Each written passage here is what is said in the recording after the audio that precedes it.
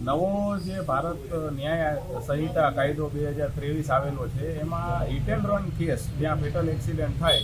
ત્યાં દંડની આર્થિક દંડની અને સજાની જોગવાઈ એ ખૂબ જ વધારે છે 10 વર્ષ જેટલી. જેના કારણે ડ્રાઈવરોને એક ડરનો માહોલ છે અને એવું માની રહ્યા છે કે એક્સિડન્ટ થશે તો એમને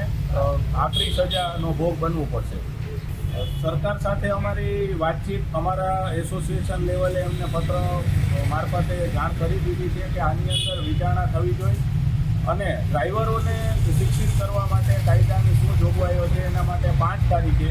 માલિયાસણ ખાતે અમે એક ડ્રાઈવર એજ્યુકેશન સેમિનારનું આયોજન કરીશું, જેમાં આરટીઓ, પોલીસ અધિકારી, કાયદાના નિષ્ણાંત અને અમે સાથે મળી અને ડ્રાઈવરોને આ કાયદાની સમજણ આપીશું. જો ડ્રાઈવરોને સરકાર પાસેથી સંતોષકારક જવાબ ન મળે અને એ લોકો કામ પર ન આવે તો આપોઆપ હડતાલની સ્થિતિ સર્જાઈ જાય.